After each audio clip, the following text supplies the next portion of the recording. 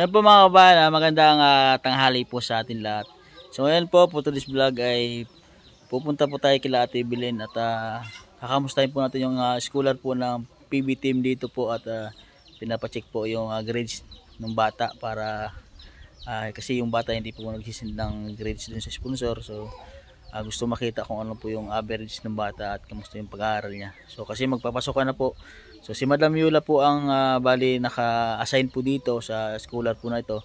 So si Madam Yula po ay hindi po nakadaan dito. So ako po yung pina-update niya sa batang si Siloy, yung anak po ni Ate Evelyn. So hindi ko po pala na itanong nung ako po ay pumunta dito sa kila Ate Evelyn mga kabayan. So yan po, samahan niya po ako mga kabayan. Hey Ate Evelyn! Hi sir, good afternoon. Kamusta? Kamusta na kayo? So, ito yung mga apo, pupugi na nga po natin. Apo mo Ate Evelyn? Pupugi Lahi. Ano lahi naman yan? Ha? Lahing gwapo. Eh, mana yan sa lula? Ay, mana para sa lula. Oo. Kapal, no? Ang pupugi na nga. Sige sir, pasok sir. Yan, tatlo yan sila. Ang puputi. Eh, hindi na lalabas. Hindi na labas-labas. Ano? Bawal lalabas lang kapag hapon. Oo. Asan na si Siloy? Tuloy! Ayan, at ito po yung ating i-update si Siloy po mga kababayan. Siloy? Nasaan ka Siloy? Oo. Nandito si Siloy, oh. Opo, dito Siloy. Ayoko mo dito. Kamusta na ikaw Siloy? Ha? Sino ang sponsor nito, David? Si Ma'am. Oh, si Ma'am Malo. So, pinapunta ako dito ni Madam Yula at kakamustahin ka. At si Madam Yula kasi ay hindi nakapunta dito gawa ng yun nga mga naman nangyari nga at si Madam Yula ay pumunta sa lubang kasama namin noon.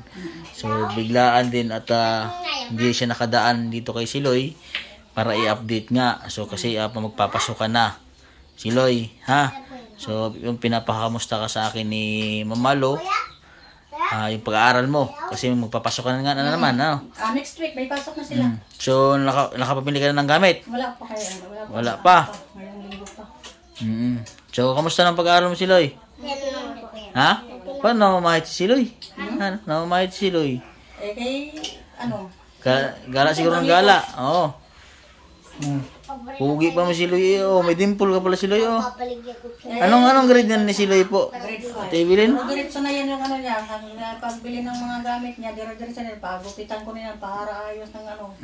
So grade 5 ka na Siloy. Anong grade ni Siloy nung natulungan namin? Grade 3. Grade 3. So Ay, hindi. Wala pa mag 1 year yun. 1 year pa lang. Grade 1 pa lang siguro? Hindi, 1 year pa lang. 1 year. 1 year pa lang bago sa tulungan kasi ano yun eh. Anong grade na siya? Grade 3? Grade 5 na sa ngayon. Yung last year lang siya. Grade 3 siya noon. Hindi, grade 4 siya nag-umpisa. Grade 4. Tinulungan ni Madam Yula, ni Mamalo. Oo. Magwa 1 year pa lang. Magwa 1 year pa lang. So, at yun nga, at sabi sa akin ni Madam Yula, ako na lang daw mag-update para sa iyo na kamustahin ka. At baka ako din ang maghawak na sa iyo o kung ano mo yung sponsor, sasabihin lang ni Mamalo kay Madam Yula tapos transfer sa akin. So ano po yung padala sa kay Siloy? Si Madam Yula. Si Madam Yula nagbibigay pa ano? Kamusta ang grades mo Siloy? Eh, paano? Gawa na tinatanong po ng ni Mamalo kung kasi hindi ata nagsisend ng grades si Mamalo. Ang grading, nandiyan ang fourth grading niya, inano ko, bagang tumaas-taas kunti yung fourth grading niya kasi sa third grading niya. So pwede makita si Loy, Ate Evelyn, para makita po ng... Hindi ang fourth grading niya nandito, sinulat ko lang sir, kasi na-enroll na yan sila lahat eh. Na-enroll na. Bali sinulat mo lang yung grades niya. Oo, sinulat ko na lang yung fourth grading niya dito. Pangit pa nga yung sulat ko sa super dali. So ito po yung grades ni Siloy. Pilipino 79. Ba't natawa si Siloy? English 77. Math 78. Science 79. Araling Panlipunan 79. ASP 82. APP 79. Ano to? MAPE, 81. Music and Arts, 80 at 81. PE ni Siloy ay 82. Ano to? Health, 81. Total average ni Siloy ay 79. So kahit pa paano naman Siloy ay sabi nga ni Pangulong Duterte, ang mahalaga ay makapasa. 75. Pero siyempre, ari ay scholar ka ng Mamalo. So hindi ko lang alam kay Mamalo kung okay ba sa kanya yung grades na ganito. Na kahit pa paano po ipasa naman po yan. So po talaga din perfect pag minsan. Oh. So wala ako Siloy, naniniwala ko na walang taong mahina. Oh. Basta mag-aral lang mabuti. Pagdating sa bahay bago maglaro, magbasa. Pag may mga assignment, gawin ang assignment. Oh, ano bang ginagawa ni Siloy? Ano lang kasi yan, mahina talaga niya. Mahina ang memorya ni Siloy. So kahit pa paano naman. Oh, okay naman din. Basta ang gawin mo lang Siloy, basa ka lang ng basa. Ha? Kasi nagpadala kasi si Ma'am ng tulong yung pabili ng gamit. So, isisin pa sa akin ni Madam Yula yung transfer kasi si Madam Yula po ay pauwi pa sa kanila. So pagbalik niyo po doon, isin sa akin, bibigay ko po sa inyo. So bibili po kayo ng gamit. Baka babalik ko ito sunod na araw para ibigay po yung pera para makapili po ng mga gamit. Siloy, may bag ka pa ba Siloy? Mayroon pang bag. Mga gamit po namang bag. Pwede pa ang bag niya. Oo, so ang gagamitin. Ang lang, bibilin ko sa kanya kasi yung binili dati ni Madam Yula ng mga pants niya. Masikip. Maliliit. Anong kulay? Anong kulay? Slacks nga itim. Anong kulay? Itim na slacks. Yan na lang ang bibili ko sa kanya yung mga kompletong gamit niya sa school. Oo. So, mag-aaral ka mabuti Siloy. Ha?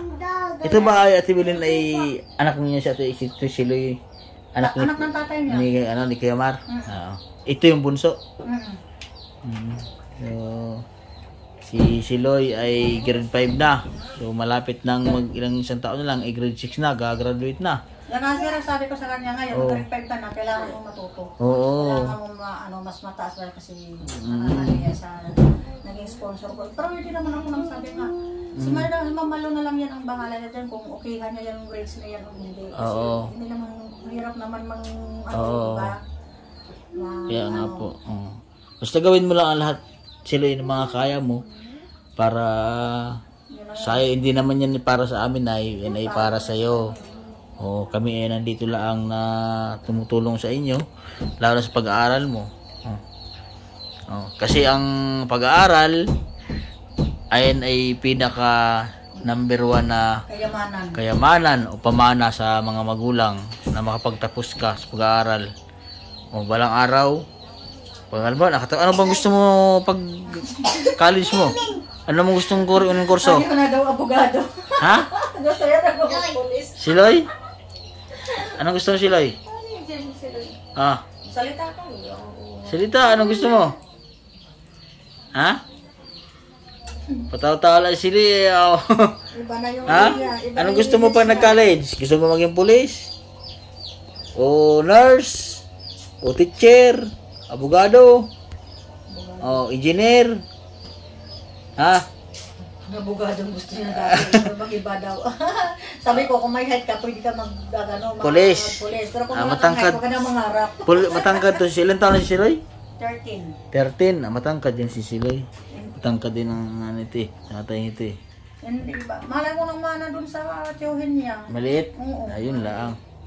Kasi ang police 5'5", pwede na mag-police. Kasi papa niya man lang talagang bagang matangkad-tangkad sa kanilang magkakapatid.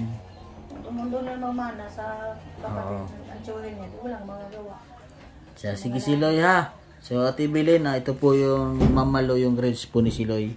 So ito bali sinulat na lang po bala ni Ate Bilin dahil 4th grading ito na po. So kasi po ay na-enroll na si Siloy. Na-enroll na. So, pasok na sila sa 29. 29. Pasok nila. 29 po kasi ang pasok nila. Tingko ko mamimili ng gamit niya. So, bawi ka Siloy ha. Ha? Anong masabi mo kay mapapangako mo kay Mamalo sa sponsor mo? Babawi po ako sa susunod. Kaya-aral po akong mabuti. Ayan. So, ayan po mga kabayan. At sa kay Mama Lu po, ito po yung update po kay Siloy. Yung isa din po sa mga PB team scholar po na pinapaaral po. Ayan, maraming salamat po kay Madam Yula, kay Mama Lu po na tumutulong po para kay Siloy. At siyempre po sa lahat po ng ating mga viewers at subscriber, maraming salamat po sa inyo. At please subscribe po sa aking YouTube channel, Mastering Green Channel po. At siyempre po kay Ate Evelyn, and maraming salamat po kay Ate Evelyn sa paggabay po kay Siloy. Yan. So yun po, dito na lang po ang vlog ko. God bless po at magandang tanghali sa ating lahat.